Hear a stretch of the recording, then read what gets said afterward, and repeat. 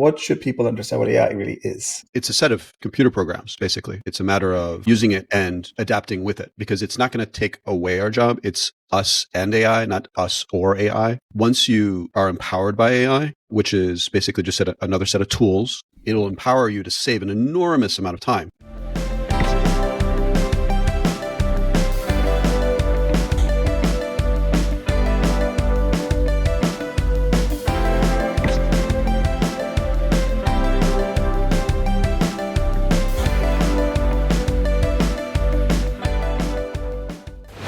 Hello, my friend. Welcome to Bold Conscious Connections. So this channel is dedicated to exploring the journeys of visionary leaders, entrepreneurs, who really dare to follow their dreams, their passions, and create really impactful businesses. So if you're looking to become an entrepreneur or otherwise seeking inspiration to elevate your career, well, you're in the right place, my friend. So on this channel, what I do is we delve into strategies, mindsets, stories behind the success of those that have done this before, like I have. Well, in these days of the hottest topic in the world, AI, I just am very, very pleased and excited to have my friend Henrik de Gyor back. He's been on this podcast twice. Once, I think it was almost 2 years ago, when the first little dibs of AI were coming out and ChatGPT wasn't even there. And then we had another conversation about remote work. So welcome to the show, Henrik. Of course, all that you do is going to be in the show notes. You're well-established, you call yourself a remote consultant, and you've been living that for a very long time, 20 plus years. So welcome to the show. Thank you, Richard. Appreciate it. Thanks for having me on again. Pleasure. So let's first talk about reframing AI through a really bold lens, because my podcast is Bold Conscious. So let's start bold. What's the biggest lie being told about AI right now? I think it's the adoption of AI, where lots of individuals are playing with it to one degree or another, maybe kicking the tires, but the adoption across businesses is unfortunately too low. It's like, I think a generous number is 5%. Oh, wow. Yeah, it's that low, right? Individuals, they might be using it here and there, if and when and how they are overcoming their fear and awareness of what it can do for them. So that's another lie, is that people know about AI and are using it all day long. It's like, a lot of people are not. So that's a myth. But it's the barrier to entry is very, very, very low. To learn, to be aware, you don't have to learn about every single thing that comes out of AI because it's massive. Like there's new evolutions and changes and tools every single day. And those evolve every few weeks. So there's no way to track every single tool out there. It's just too much. But the ones that matter to you as a business owner, maybe you as an individual, right, regardless of what you do, you should become aware of it and understand what it can do for you today and where it's stumbling for now, and retry it every few weeks until it can do what you want it to do, if it's not doing exactly what you want it to do. But it's not a search. It's more like research. That's the other lie, where people think is like, oh, it's just like a new Google. It's like, well, it does something very different than Google search. Yeah. It does something where you get to research what you want, or it does the research for you as long as you prompt it or ask it the right way. And in potentially a paragraph rather than a couple words like we would normally do a Google search.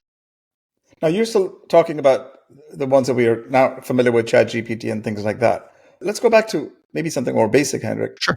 People misunderstand what AI is. AI has been around for 50 plus years. Yes. So in the common parlance, what is most misunderstood by a person? Not so much in business because they're using things or at least using maybe some semblance of it. And consultants get this out there. Like everybody just talks about AI. At the simplest of it, what should people understand what AI really is? Well, it's a set of computer programs, basically, short answer. And it's a matter of using it and adapting with it, because it's not going to take away our job. It's us and AI, not us or AI. Right. And I think that's the big other misconception about it. Once you are empowered by AI, which is basically just another set of tools, regardless of what you want to call your tool, whether it's hammers or spreadsheets or whatever those tools are, it'll empower you to save an enormous amount of time. Like I've heard 80% efficiency on certain cases, sometimes 99% efficiency. There's actually use cases for that, which is shocking, right? And it's like, well, what else would I do? It's like, well, you take away all the busy work that you're doing right now. And most people are not aware of all the busy work that they're monotonous garbage that they shouldn't be doing in the first place. Right. You take away most of those, not with other humans necessarily, but with like an AI and you train it. And especially if they're monotonous, same tasks over and over and over and over again, where you don't need to do this. A machine can do it far faster, far more efficiently. Now you can focus on thinking about what's the next steps or creating or whatever else you want to do, right? In your day-to-day work or day-to-day thinking that you don't have time to think anymore. So, well, now you do if you use the tools. That's right. Well, I know that you and I are big proponents of it. So, your device in your pocket, your phone, is the biggest AI tool that's been around for ages. You're just starting to recognize its power today, maybe, Yep. So, everybody says, AI won't replace you, and you touched on it because someone who knows AI or how they use AI will. Is that true, or is it just one of these Silicon Valley scare tactics? Well, I think if we're not adapting to using AI, you're going to be far less efficient.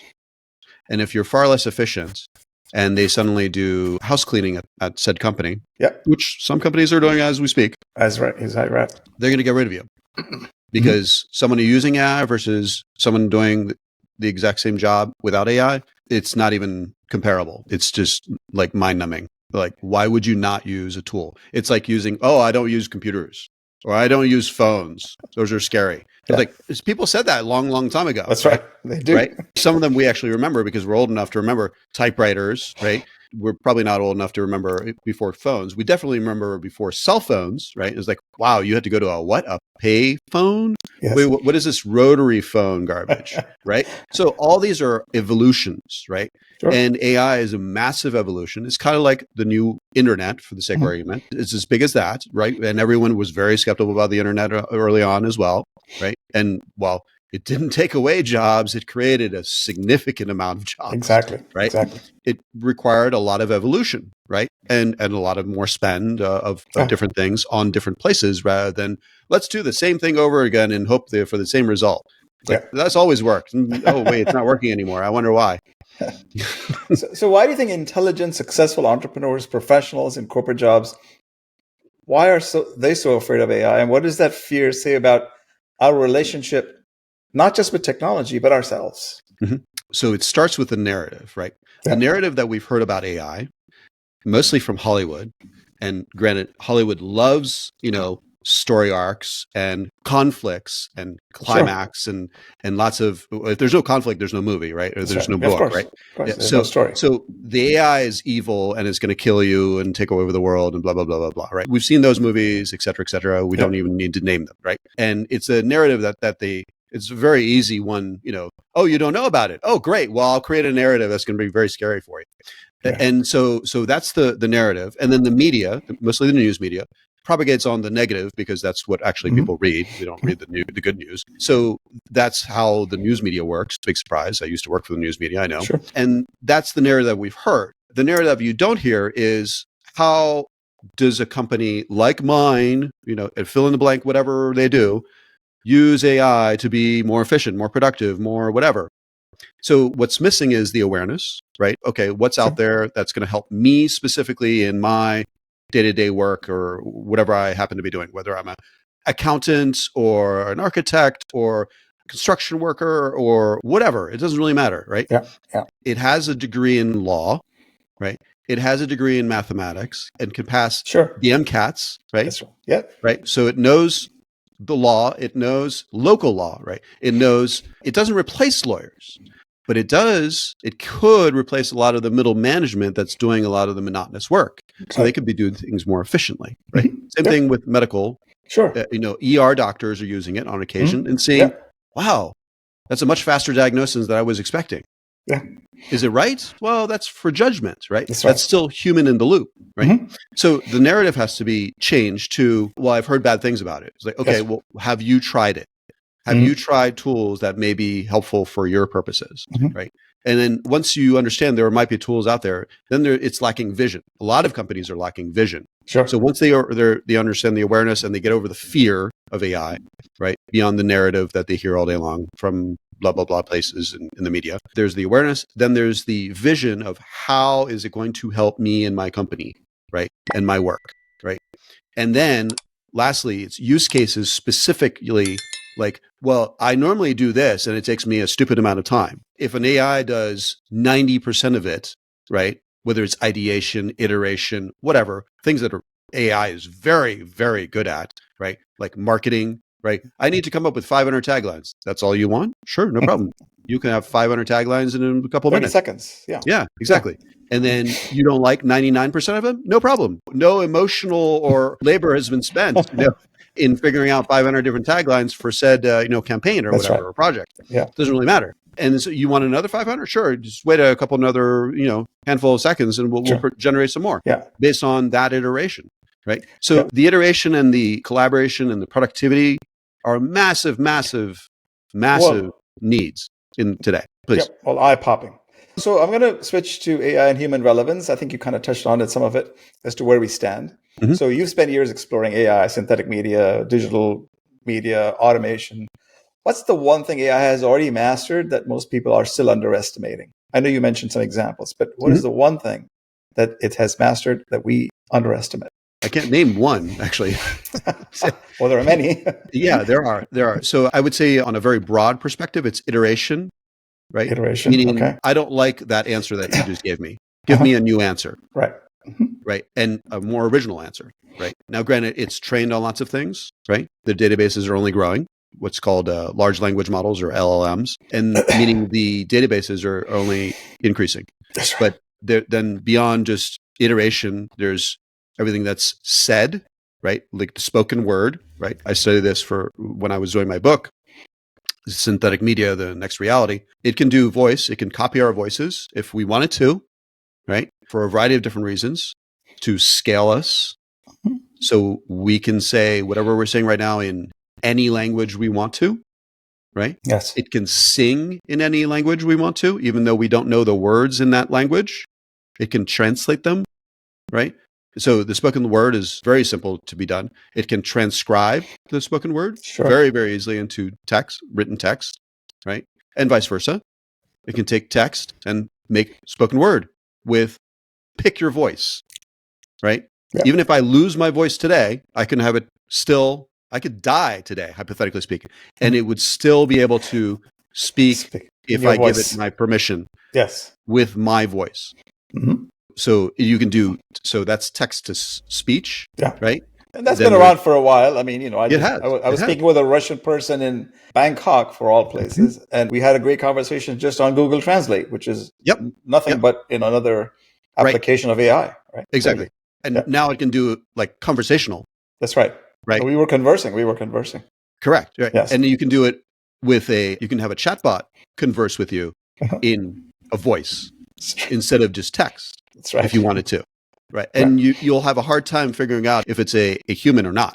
Right. Because the Turing test has already been surpassed on that. Exactly. Yeah. It does not sound like a robotic voice anymore. Mm-hmm. And some people are afraid of that. But what's needs to be understood is it used to be done without consent. The AI producers, many of them, are very, very keen on ethics around that. Mm-hmm. So once you give your consent to use your voice or a voice, then you're allowed to. Same thing with text to video. You don't need a camera anymore to do a video. Like we're doing this, via Zoom or via Riverside or whatever the technology is. It doesn't really matter. You could do this via other technology where I record an avatar, you record an avatar. It's been done before, where you have a webinar with two avatars talking to each other. Yep.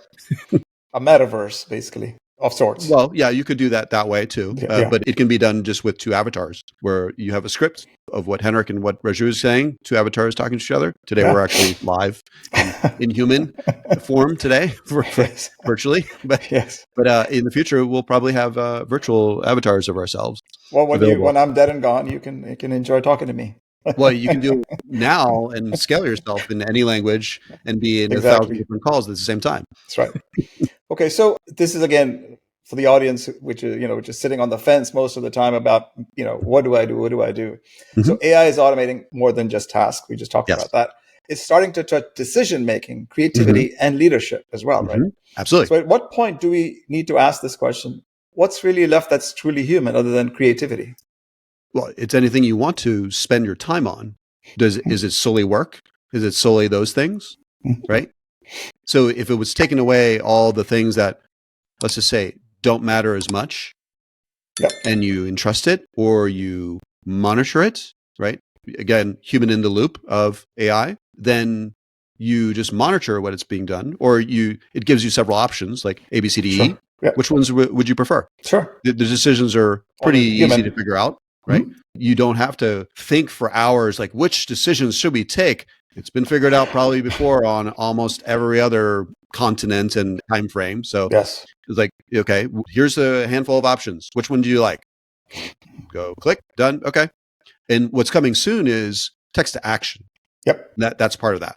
Whereas like plan my vacation. Sure. Here's a list of vacation going to wherever you want to go. And it picks restaurants and places you could go to and all of that stuff. Yes. Exactly. And then you go, you know what? I don't like those restaurant options. Can you change that? Okay. Now book them. Reserve the restaurants and reserve the hotel for me. That's coming very soon. Probably later in a year or so. Yeah. So you and I both know that AI is not thinking, right? It's just predicting patterns. And as AI gets better at mimicking you and me, does that distinction even matter anymore? I think you just mentioned the application of, two avatars talking. Mm-hmm. So that's where it's going. So those that are sitting wondering about their careers, and so you said, you don't have to do all that stuff that you've been doing. Mm-hmm. What am I going to do? How am I going to pay my bills, et cetera, et cetera? You mean you don't have to farm the land with your horse? Yeah, what am I going to do with my creativity? And everything is taken over by, these machines. Right. Said everyone who first used a computer, like, oh no, it's gonna take all my work away. But what am I gonna do all day? I guarantee you we'll find something to do with it all day. And it won't be social media. Well, I'll become poor. Where am I going to make money? If this is what's going to happen, it's just real. People are constantly worried about that stuff. Again, it's an evolution. So we're not going to be an agricultural, culture like growing whatever in the fields anymore, like we did, over 100 years ago. We're not going to work in factories for the most part because robots will be doing that more for the most part, right? Sure. Because it's more cost effective and probably far more consistent, right? Mm-hmm. There's so many different things that can be improved in our lives that we're completely ignoring because, especially in America, we're a workaholic culture. Yep. Let's be honest, right? We're both workaholics. That's normal for us. Don't say that. We're not workaholics. I am, and I'm proud of it. Well, what does that even mean? We use AI very, very easily and openly. Yes, absolutely. I calculated last year with 800 hours of saving 23. In 24, it was 1,200 hours that I saved of my time. There you go. There you go. Incredible.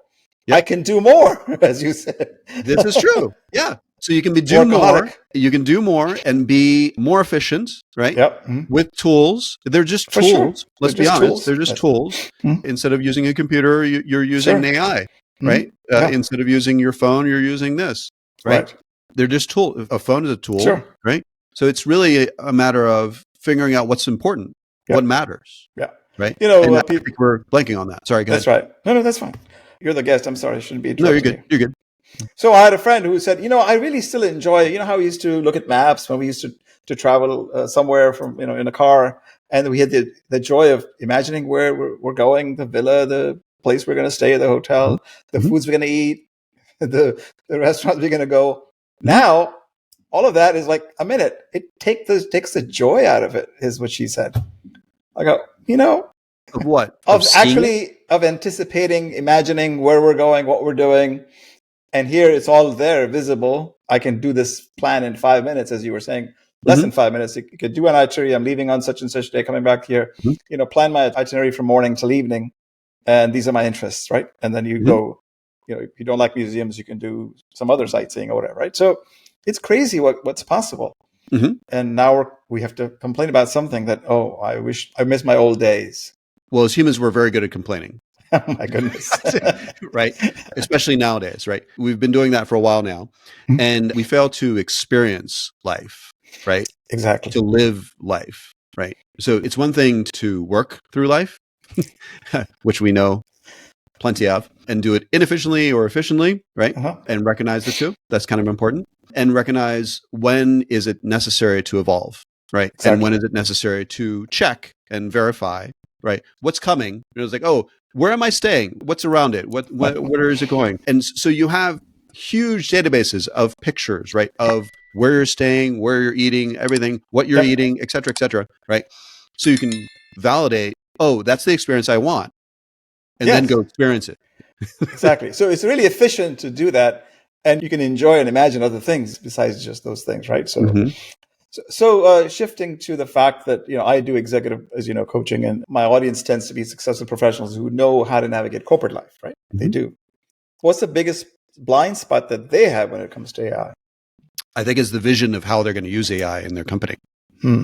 That, and then the actual use cases that are going to produce value and ROI for the spend on whatever AI tools they happen to invest in. Let's pretend it's an investment within said company or per individual or whatever that looks like, and understanding how they're going to get value and efficiency and productivity and maybe new offerings or whatever that looks like through AI. And I think that's the primary issue. Beyond, once they are over the fear and we know there's tools out there that can do blah, blah, blah, right? And they may have heard of a handful of them, right, that are well advertised throughout the world in the media as well, for the good and the bad, right? Of course. Once they understand the vision and the use cases and how this will actually see it, and they can do pilot projects, right? Of let's try it with a small team, kick the tires, assign someone to work on this, et cetera, et cetera. That's what I help companies do, is work with companies that want to explore AI. And if they're still on the fence, we can get them off the fence of yes or no, and for me, or no, I'm too afraid of my own shadow, or whatever the issue is, right? And I've dealt with those companies too, right? I can't help the ones who are afraid of their shadow. I'm not a psychiatrist. I'm a consultant. So is there a difference between the large firms and the middle-sized firms, perhaps the ones that you consult with? What separates those who thrive with AI from those who get left behind? I mean, I think they're both at risk from being left behind. So even the big four consulting firms are afraid of it right now if they're not heavily invested in how it's an offering for them, right? And how it's going to help their clients, because they're on the chopping block, just like all the middle and small ones, right? It's a game changer, kind of like time, right? No one gets more time out of the day. There's still 24 hours out of the day. The tools are out there for everyone to use, literally every single company, right? You don't have to invest millions or billions of dollars into it. Some do, right? Because they want their own little super secret AI tools, because they want all of their information locked down. And, like the financial firms do that. And they spend literally millions and billions of dollars investing in it. So none of their information, well, most of it, doesn't leak out, and they can lock it down. Most companies don't have to do that, right? If you're not heavily regulated, if you're not heavily invested in security, et cetera, about all this data that you're trying to hoard rather than use, right? Then you can actually benefit from it, even if you're an individual, a solopreneur, a small company, a medium-sized company, or a large company. Right. So, there is I know you're not a psychiatrist or psychologist, but there is something we call fear. Everything is surrounding fear, complaining. All these things are syndromes of human behavior that's been programmed for all the ages. So what can a department head or somebody who is part of a very progressive division and organization that really wants to transform, they're doing consulting like you are, to change an organization's or to change their client's organization in a way that the clients, customers, have a very beautiful experience, seamless.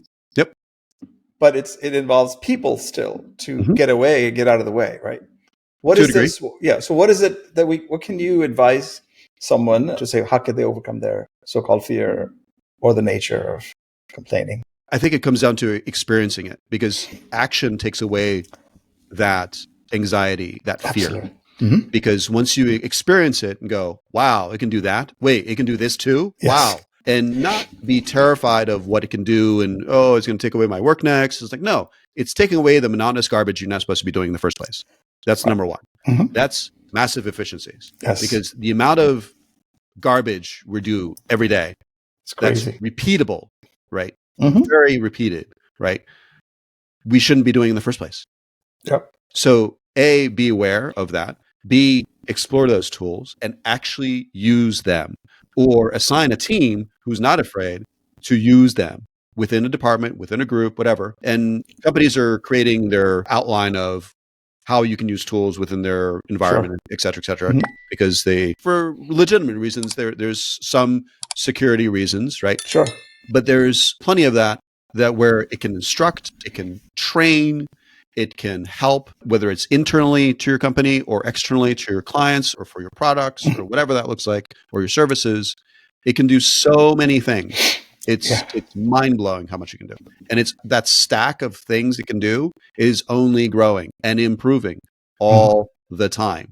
Not like yearly or every decade or when there's a new chip that comes out.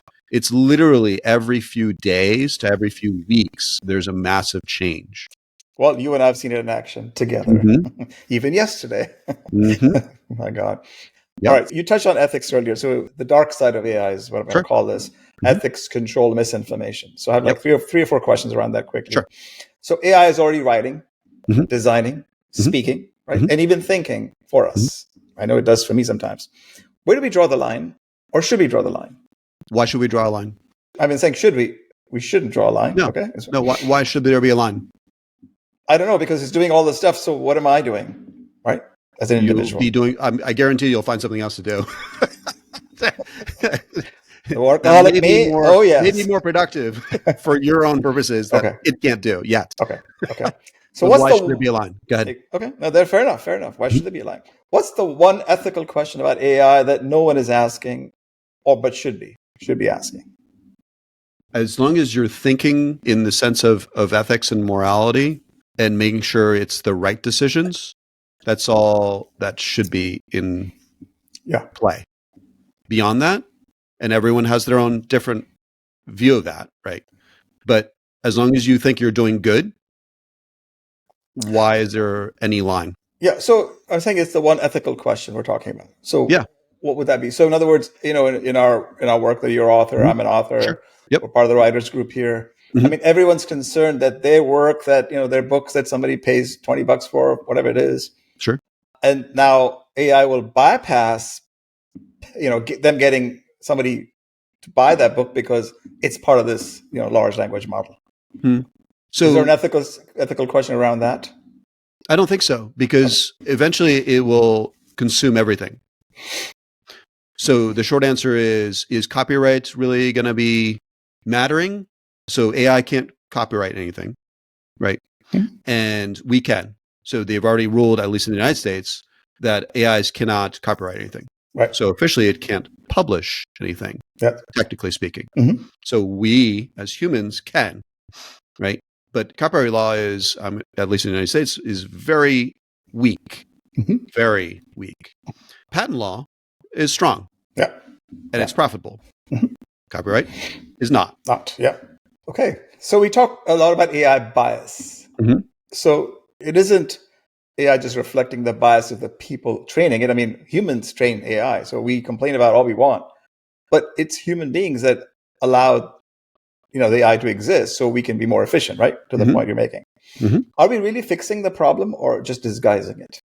I think we're slowly evolving to it, right? So there's tons of efficiencies that are still lacking in AI. And not only in the models that we saw recently coming out of certain countries. It's a matter of understanding how it can be truly efficient. So like an example that we were doing yesterday is like, let's ask it the exact same question. Right. Okay. So are the differences in answers going to be different? They might be, but why?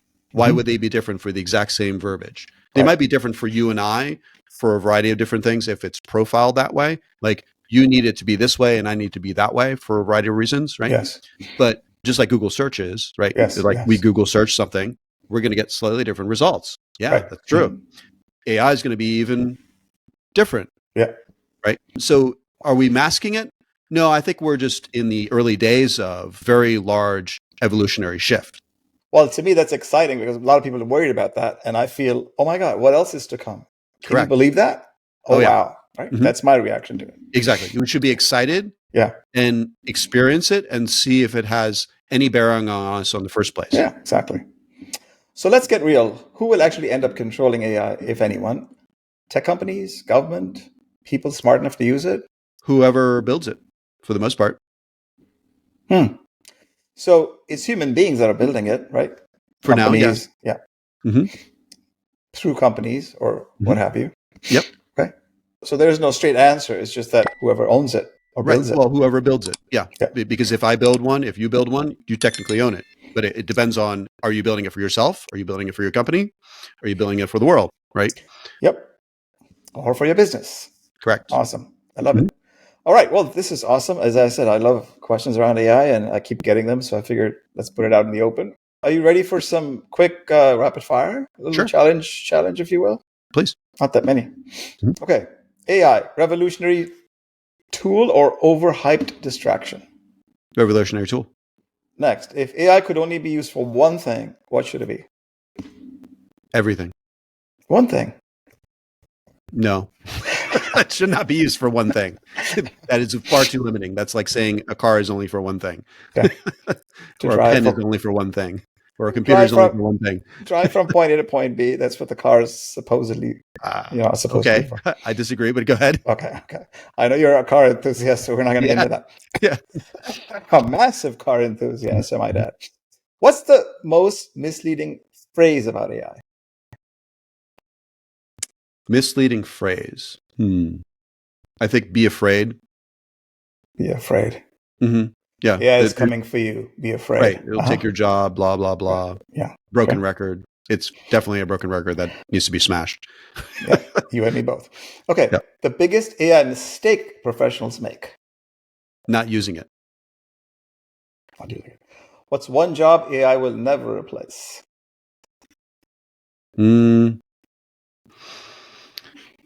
I can't think of one yet.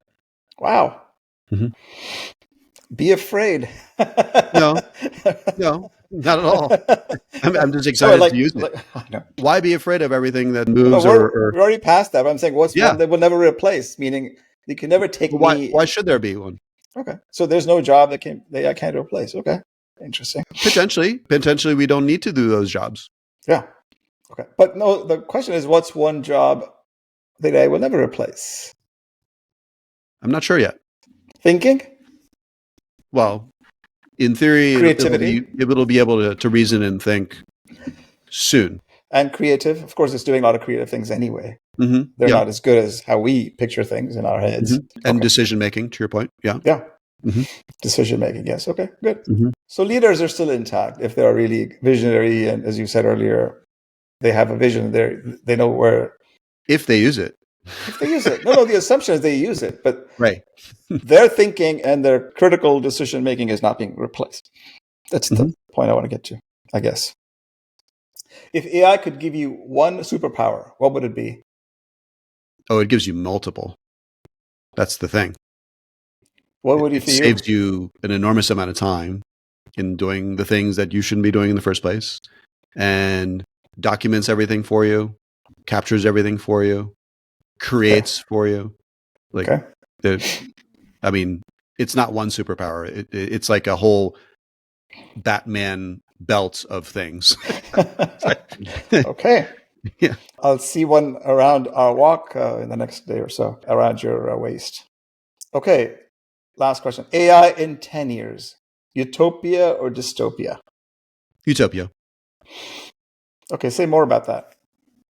I think we're only seeing the beginnings. ChatGPT, for example, which was the game changer, right, that we are all familiar with, that came out 2 years ago. Yeah. Okay.